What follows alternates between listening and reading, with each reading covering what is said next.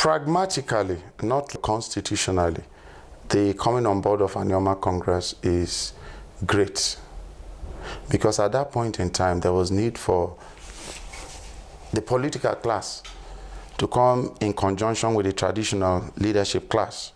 While the traditional leadership class will be using statesmanship, diplomacy, because the Asaba will go and visit the Joe group, will go and visit the Urobo group, he will go and visit Jonathan's group. The members of the Congress, as in the political class, led by Chief Nwaoboshi, and of course others who were gubernatorial candidates, were equally funding, will now have the elbow room to equally play their politics of belligerent, militant approach to getting it. So it was a great thing, And Izu Anioma worked hand in hand with them. I, with my boss then, General Abisama, we were holding meetings with Asaba. In fact, when we got to a particular meeting, we went to see Asaba. I still have the pictures. He presented his book to Asaba. Asaba picked the book, and he said, this is 600 and something pages. I can turn this into 3 textbooks. General, this is great. So Anioma Congress and Izu Anioma were working hand in hand, even when we had our little, differences, so to say.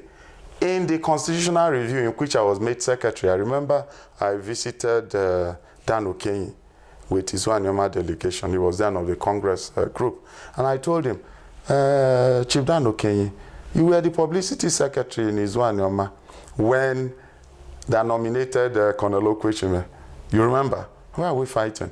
We need to come together so that His Excellency Okowa will go for a second tenure. And he gave us 150,000 naira.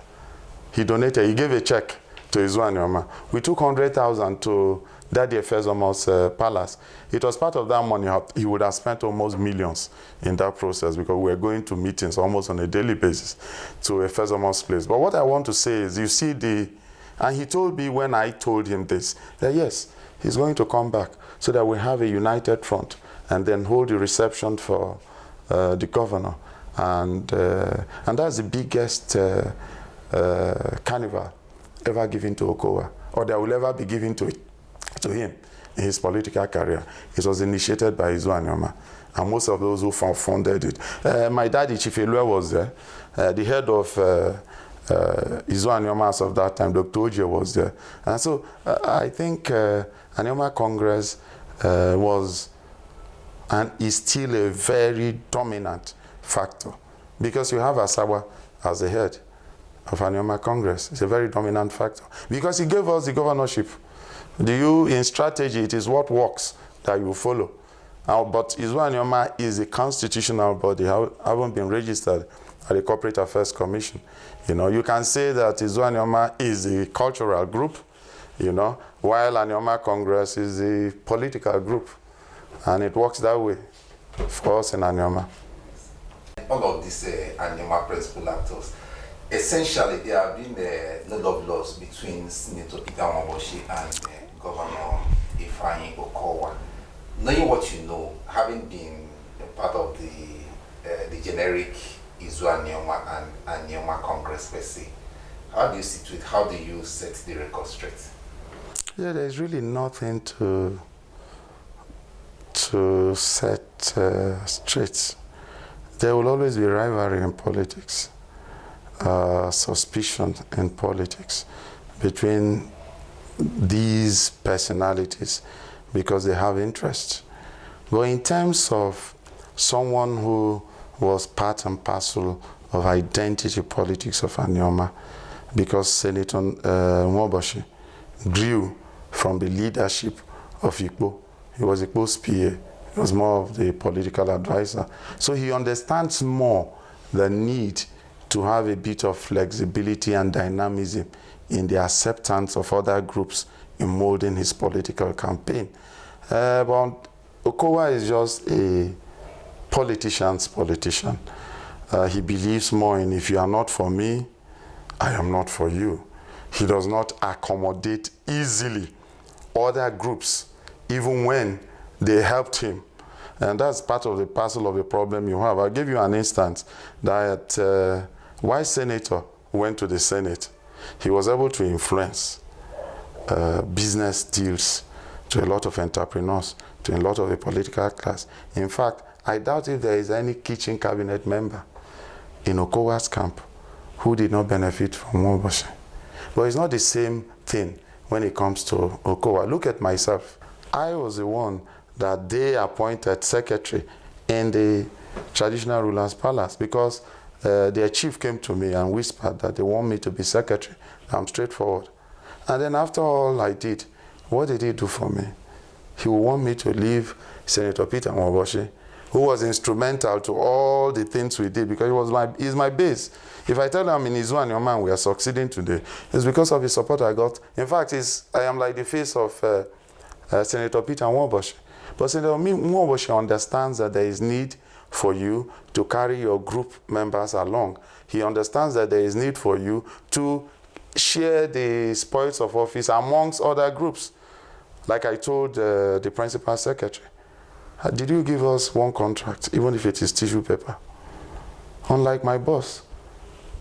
So in terms of answering your question, the only time I will remember, like I said earlier on, the rivalry was that when we held the reception in Iguzo in 2009 for Senator Peter Nwaoboshi, the ICDU, it was initiated by me and with Barrister Fenlab. It was Fenlab that was funding then.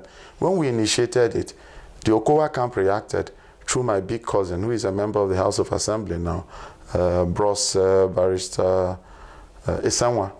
He said, "Oh, Philip, they are using you to make Nwaoboshi governor."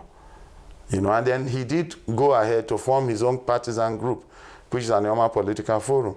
But because we had Colonel Okwechime and the original body is Izu Anioma, they collapsed into Izu Anioma. I remember 2 days after that show, I went to visit, as usual, my boss, very early in the morning, about 7 a.m. 2 days after Anioma Salo to Dwaga, I met my boss with his PA then, the present chairman of Oshimiri North Local Government Area, in Honorable Eseweze. And as I was going into the sitting room, Eseweze was hailing me, the man who destroyed Anioma Political Forum. I did not even realize what my humble strategic action did. Because as of that point in time, Anioma Political Forum had formed. They had held their big event at St. Patrick's College. There was insinuations to then the governor Odoa that Nwaoboshi was not relevant.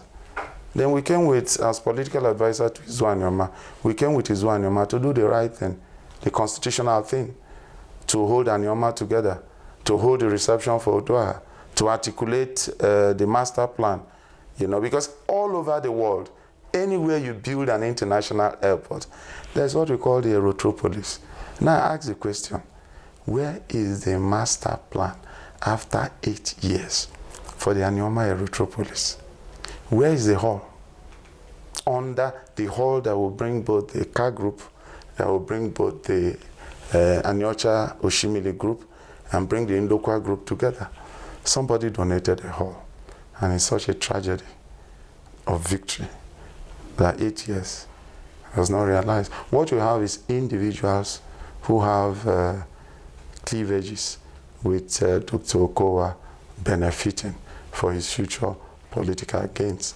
But in terms of the totality, look at how he emerged. Look at the contributory power. But I must give credit to him. He's a very good politician.